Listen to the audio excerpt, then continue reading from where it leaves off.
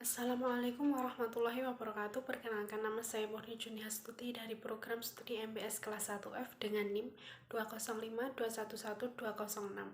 Di sini saya akan menjelaskan beberapa materi mengenai dasar-dasar ekonomi Islam dengan materi yang pertama yaitu pengertian ekonomi Islam, yang kedua jenis-jenis dan perbedaan pemahaman ekonomi, yang ketiga yaitu permintaan dan penawaran dalam Islam, dan yang keempat yaitu kebijakan fiskal dalam Islam. Yang pertama yaitu pengertian ekonomi Islam. Ekonomi Islam merupakan istilah yang sering digunakan untuk mendeskripsikan sistem ekonomi yang berbasis pada Al-Quran dan hadis. Nama lain dari ekonomi Islam adalah ekonomi syariah. Sebutan ekonomi syariah juga tak lepas dari sumber sistem ekonomi yang berbasis syariah, yaitu Al-Quran dan As-Sunnah. Sebenarnya, penggunaan istilah ekonomi Islam tidak steril dari air. Beberapa intelektual Islam, seperti Thorik Ramadan misalnya, menyebutkan bahwa apa yang dimaksud dengan ekonomi Islam sebenarnya adalah etika Islam dalam ekonomi. Artinya, apa yang membedakan sistem ekonomi Islam dengan yang lain adalah pada prinsip etisnya. Keberadaan ekonomi Islam dapat dilihat sebagai seperangkat prinsip ekonomi alternatif yang menantang sistem ekonomi dominan yang berlaku saat ini. Kita tidak bisa memahami definisi ekonomi Islam tanpa memahami prinsipnya. Salah satu dimensi penting yang perlu diterapkan terlebih dahulu di sini adalah prinsip ekonomi. Dalam sistem ekonomi konvensional, sebutlah sistem ekonomi yang kapitalistik, prinsip ekonomi merupakan suatu pengetahuan. Namun dalam ekonomi Islam, prinsip ekonomi adalah produk dari pengetahuan yang sumbernya Al-Quran dan As-Sunnah. Dalam ekonomi konvensional, sumber pengetahuan ekonomi adalah prinsip-prinsip ekonomi yang sudah menjadi pengetahuan itu sendiri. Dalam ekonomi Islam, sumber pengetahuan ekonomi adalah wahyu. Prinsip ekonomi dalam ekonomi Islam merupakan produk dari wahyu atau dari Allah yang disampaikan pada Nabi Shallallahu Alaihi Wasallam. Dengan demikian, pengertian ekonomi Islam bisa dideskripsikan sebagai sistem ekonomi yang prinsip-prinsipnya bersumber dari Al-Quran dan hadis. Prinsip ekonomi Islam yaitu Allah menentukan mana yang baik dan yang buruk. Sistem ekonomi syariah pertama-tama harus menentukan apa yang diharuskan dan apa yang dilarang dalam Islam, apa yang halal dan apa yang haram, dan juga apa yang boleh dan apa yang tidak boleh dilakukan. Prinsip pertama ini sebenarnya lebih luas dari landasan ekonomi. Dalam masyarakat yang menerapkan prinsip syariah, kekuatan Allah yang menentukan benar dan salah di semua aspek kehidupan. Asas manfaat. Selain menentukan mana yang halal dan mana yang haram, Allah juga membolehkan manusia untuk menikmati apa yang sudah diberikan oleh Allah sejauh memberi manfaat. Namun demikian, asas manfaat ini tidak boleh diselewengkan melebihi batas. Segala sesuatu yang diciptakan oleh Allah memiliki manfaat untuk digunakan atau dikonsumsi oleh manusia. Menahan diri dari tidak menggunakan atau mengonsumsi padahal sudah disediakan dengan alasan mencapai tingkat spiritualitas yang tinggi tidak diizinkan. Oleh karena itu, orang yang menahan diri dari makan dan wajib diharuskan untuk berbuka ketika waktunya tiba. Asas pertengahan. Dalam memproduksi dan mengonsumsi, mengutamakan penganut prinsip Islam tidak kekurangan dan tidak berlebihan. Di sini, manusia sebaiknya berada pada posisi yang moderat dalam melakukan kegiatan ekonomi. Kesalehan harusnya tidak membawa diri pada kefakiran yang ekstrim, namun juga tidak membawa diri pada sifat materialistik yang rakus. Kekayaan larangan dalam Islam sejauh diperoleh dengan cara yang halal, namun undang-undang berlebihan yang dilarang. Oleh karena itu, redistribusi yang disediakan melalui beberapa saluran, misalnya zakat, hibah, dan sedekah. Perlu dicatat pula, redistribusi kekayaan tidak boleh membawa kita pada kesengsaraan. Asas kebebasan. Prinsip ini berkaitan dengan prinsip sebelumnya, yaitu manusia memiliki kebebasan untuk memiliki harta yang menjadi hak milik pribadi dan kekayaannya. Namun demikian, kebebasan yang diterapkan bukan kebebasan tanpa batas. Batasan ini bisa berupa halal dan haram yang sudah disinggung di atas. Prinsip kebebasan ini membedakan ekonomi Islam dengan ekonomi komunis.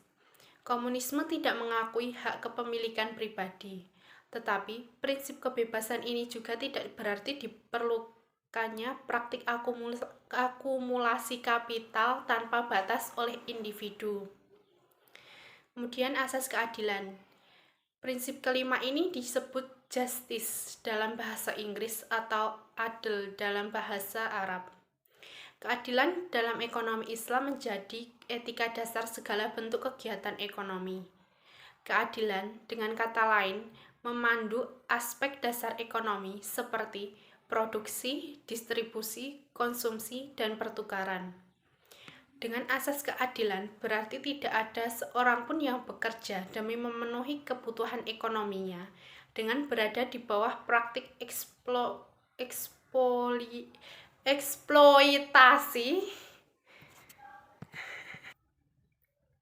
Dengan asas keadilan, berarti tidak ada seorang pun yang bekerja demi memenuhi kebutuhan ekonominya dengan berada di bawah praktik eksploitasi. Pekerja harus memenuhi haknya sebelum keringatnya kering, yaitu bekerja sesuai dengan tenaga dan pikiran yang dikeluarkannya sebagai tenaga kerja. Prinsip tersebut menjadi fondasi penerapan sistem ekonomi syariah. Syariah dalam ekonomi Islam seharusnya bukan label untuk mencari segmen konsumen, melainkan prinsip yang harus diterapkan. Syariah didefinisikan sebagai hukum. Definisi ini sebenarnya tidak lengkap karena syariah juga termasuk cara pandang atau worldview. Ekonomi syariah dengan demikian merupakan cara pandang Islam terhadap ekonomi, di mana termasuk hukum-hukumnya. Jadi, definisi syariah sebagai hukum adalah definisi yang sempit. Kesalahpahaman ini sering pula menimpa istilah jihad yang mana sering didefinisikan sebagai perang. Contoh ekonomi Islam ada beberapa. Yang pertama yaitu bank syariah. Bank sistem syariah sering pula diterjemahkan menjadi perbankan Islam. Kita tidak bisa menyatakan bahwa semua bank syariah pasti menerapkan prinsip ekonomi Islam. Namun, eksistensi bank syariah pasti yang dibangun oleh prinsip ekonomi Islam. Yang kedua yaitu Baitul Mal. Baitul Mal pada awalnya adalah rumah untuk menempatkan harta rampasan perang pada masa Nabi Shallallahu Alaihi Wasallam. Pada masa kekhalifahan, Baitul Mal berfungsi mirip Departemen Keuangan, di mana memiliki tugas mengelola keuangan umat. Beberapa contoh transaksi ekonomi Islam yang lain yaitu yang pertama syirkah. Syirkah bisa diartikan sebagai kerjasama, kongsi, atau bersyarikat. Praktek syirkah alamat untuk menggabungkan sumber daya yang dimiliki perorangan atau kelompok demi tujuan bersama. Yang kedua yaitu mudorobah. Mudorobah dapat diartikan sebagai bagi hasil antara dua pihak, yaitu pemilik modal dan pelaksana. Bagi hasil dilakukan dengan cara menentukan proporsi keuntungan yang akan diterima oleh kedua pihak. Yang ketiga yaitu bai al-murabahah. Bisa diartikan sebagai akad yang berlaku untuk mengikat penjual dan pembeli dengan adanya penyerahan kepemilikan antara pembeli dan pembeli. Istilah lain dari bai al-murabahah adalah jual beli. Itu untuk materi yang pertama. Untuk materi yang kedua selanjutnya adalah materi yang kedua yaitu jenis-jenis dan perbedaan pemahaman ekonomi. Ekonomi berfokus pada manufaktur, distribusi, dan konsumsi barang dan jasa, dan bagaimana orang, organisasi, pemerintah, dan negara memilih untuk mengalokasikan sumber daya untuk mendapatkan barang dan jasa ini. Ekonomi dapat dibagi menjadi dua bagian, yaitu ekonomi mikro dan ekonomi makro. Ekonomi mikro dapat didefinisikan sebagai studi tentang perilaku pengambilan keputusan individu, perusahaan, dan rumah tangga sehubungan dengan alokasi sumber daya mereka. Ekonomi mikro menentukan untuk memahami hal-hal berikut. Yang pertama yaitu bagaimana orang dan rumah tangga menghabiskan anggaran mereka. Yang kedua yaitu kombinasi produk dan layanan apa yang paling sesuai dengan kebutuhan dan keinginan mereka dalam konteks anggaran yang tersedia. Yang ketiga, bagaimana individu memutuskan apakah akan bekerja atau tidak, dan apakah mereka memilih untuk bekerja, apakah akan penuh waktu atau paruh waktu. Yang keempat, bagaimana orang memutuskan untuk menabung untuk masa depan. Berapa banyak yang mereka pilih untuk ditabung, atau apakah mereka memutuskan untuk berhutang. Yang kelima, bagaimana sebuah bisnis memutuskan untuk memproduksi dan menjual produk-produk tertentu. Bagaimana ia akan memproduksinya, berapa banyak dari masing-masing itu akan dijual, dan untuk berapa banyak konsumen. Yang keenam, apa yang menyebabkan mereka memutuskan berapa banyak pekerja yang akan dipekerjakan. Yang ketujuh, bagaimana perusahaan akan membiayai bisnisnya. Dan yang kedelapan yaitu kapan bisnis akan memutuskan untuk memperluas, berhemat, atau bahkan menutup usaha mereka. Sebagai contoh ekonomi mikro, dapat menggunakan informasi dari laporan keuangan perusahaan untuk menentukan bagaimana organisasi dapat memaksimalkan kapasitas produksi dan outputnya untuk menurunkan harga dan menjadi lebih kompetitif. Yang selanjutnya, ekonomi makro. Ekonomi makro adalah studi holistik tentang struktur, kinerja, perilaku, dan proses pengambilan keputusan ekonomi di tingkat nasional. Pada dasarnya, ekonomi makro adalah pendekatan top-down. Ia berupaya memahami perubahan dalam produk domestik bruto atau GPD negara, ekspektasi inflasi dan inflasi, pengeluaran, penerimaan dan pinjaman pada tingkat pemerintah atau kebijakan fiskal, pengangguran, dan kebijakan moneter. Untuk meringkas ekonomi makro berusaha untuk menjawab hal-hal berikut. Faktor mana yang menentukan berapa banyak barang dan jasa yang dapat diproduksi suatu negara? Apa yang menentukan jumlah pekerjaan yang tersedia dalam suatu ekonomi? Ketiga, apa yang menentukan standar hidup suatu negara? Faktor-faktor apa yang menyebabkan ekonomi melaju atau melambat? Apa yang menyebabkan organisasi memperkerjakan atau memecat lebih banyak tenaga kerja dalam skala nasional? Dan apa yang menyebabkan ekonomi tumbuh dalam jangka panjang? Apa kondisi kesehatan ekonomi negara berdasarkan pada peningkatan standar hidup, pengangguran rendah, dan inflasi rendah? Perbedaan utama di antara mereka adalah ekonomi makro berupaya menemukan perspektif umum di tingkat nasional, sementara ekonomi mikro berfokus pada perspektif individu di tingkat konsumen. Meskipun penawaran dan permintaan berlaku untuk kedua bidang ekonomi, ekonomi mikro didasarkan pada tren pembeli dan penjual, di mana ekonomi makro berfokus pada berbagai siklus ekonomi, seperti siklus utang jangka pendek dan jangka panjang, dan siklus bisnis. Keterkaitan ekonomi mikro dan makro jelas bahwa ekonomi makro tidak berdiri sendiri, melainkan terjalin dengan ekonomi mikro dan bekerja bersama-sama agar menjadi efisien. Pilihan berdasarkan faktor ekonomi mikro, baik dari perorangan atau bisnis, dapat berdampak pada ekonomi makro dalam jangka panjang. Demikian pula kebijakan nasional yang melibatkan ekonomi mikro dapat mempengaruhi bagaimana rumah tangga dan perusahaan berinteraksi dengan ekonomi mereka. Misalnya, jika pemerintah menaikkan pajak atas produksi tertentu, atau ekonomi makro, pemilik toko perorangan harus menaikkan harga yang akan berdampak pada konsumen dan keputusan mereka untuk atau terhadap produk dengan harga tersebut. Ekonomi mikro. Materi yang ketiga yaitu permintaan dan penawaran dalam Islam. Permintaan dalam Islam menurut para ekonom, permintaan dapat diartikan sebagai suatu barang atau jasa yang diminta pada tingkat harga tertentu dan dalam jumlah yang tertentu pula dengan memperhatikan berbagai kondisi tertentu. Tentunya, penafsiran permintaan secara Islam pun tidak jauh berbeda dari konsep permintaan selayaknya menurut pengertian orang-orang Barat yang hedonis.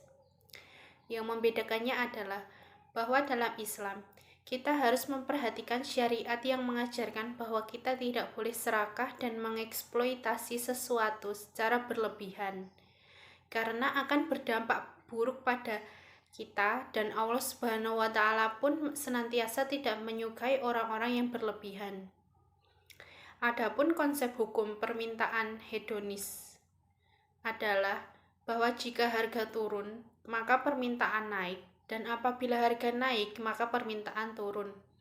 Inilah konsep hukum permintaan yang hanya terfokus pada jumlah barang dan harga saja, tanpa memperhatikan bagaimana sisi religi, terutama kehalalan, dari barang atau jasa tersebut. Adapun tujuan seorang Islam melakukan permintaan adalah harus memberi faedah atau maslahat atau bermanfaat bagi dunia dan akhirat. Kita tidak boleh melakukan sesuatu yang sama sekali tidak ada kemaslahatan bagi kita. Contohnya, apabila kita mengalokasikan pengeluaran kepada rokok, maka hal itu akan lebih berfaedah apabila kita membelikannya makanan yang bergizi. Kita pun tidak boleh melakukan permintaan atas barang atau jasa yang haram. Konsumsi atau permintaan barang yang haram, selain secara syariat dilarang, konsumennya berdosa dan nanti di akhirat mendapat balasan berupa siksa. Konsumsi barang haram juga memberikan dampak yang tidak baik. Di antaranya adalah yang pertama yaitu merusak agama karena telah melanggar syariat. Yang kedua yaitu pengaruh terhadap ibadah menjadi tidak khusyuk dan tingkat keikhlasannya berkurang. Yang ketiga, pengaruh terhadap akhlak yang semakin rusak dan jelek. Yang keempat yaitu pengaruh terhadap kesatuan umat.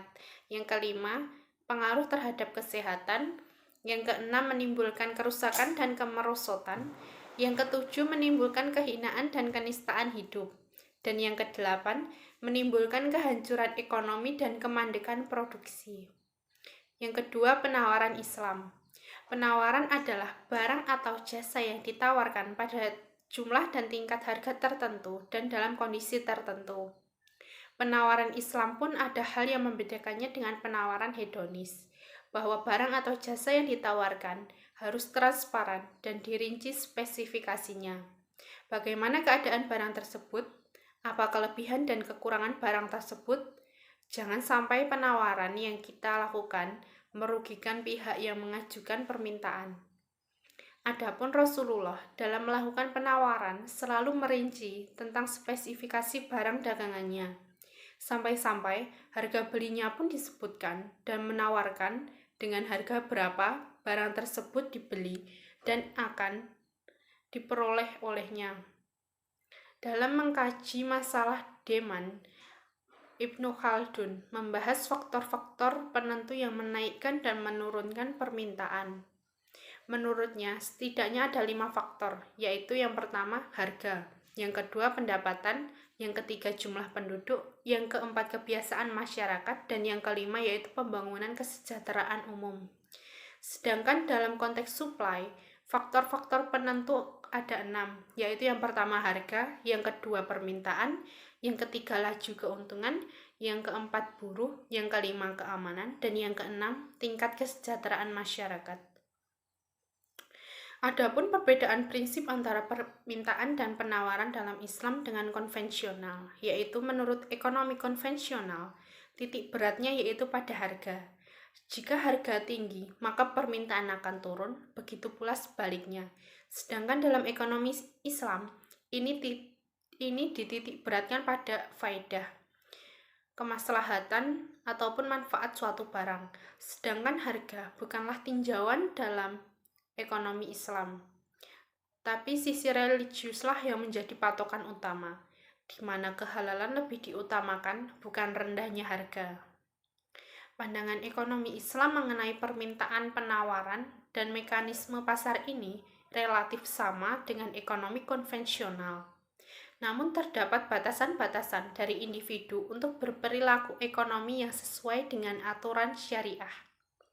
Dalam ekonomi Islam, norma dan moral Islami yang merupakan prinsip Islam dalam berekonomi merupakan faktor yang menentukan suatu individu maupun masyarakat dalam melakukan kegiatan ekonominya, sehingga teori ekonomi yang terjadi menjadi berbeda dengan teori pada ekonomi konvensional.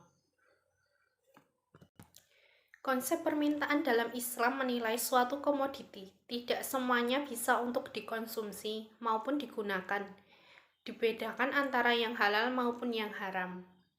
Oleh karenanya, dalam teori permintaan Islami membahas permintaan barang halal, barang haram, dan hubungannya antara keduanya. Sedangkan permintaan konvensional, semua komoditi dinilai sama, bisa dikonsumsi atau digunakan.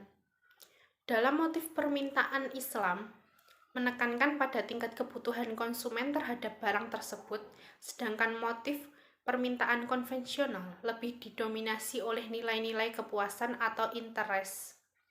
Konvensional menilai bahwa egoisme merupakan nilai yang konsisten dalam mempengaruhi seluruh aktivitas manusia.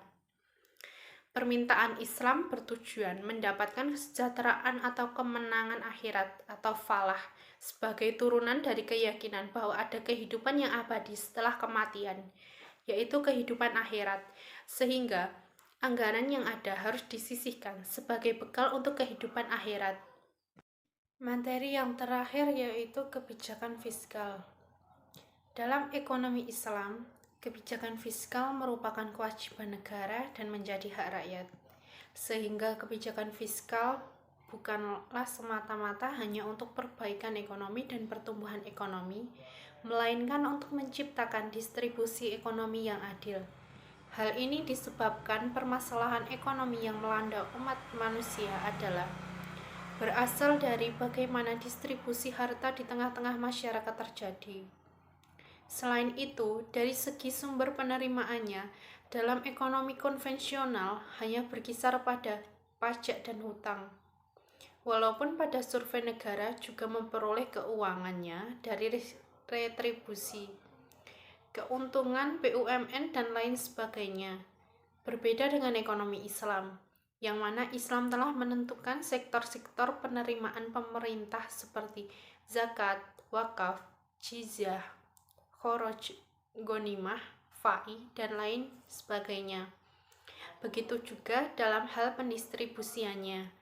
Dalam Islam sudah ditentukan sehingga minim sekali untuk terjadi defisit anggaran.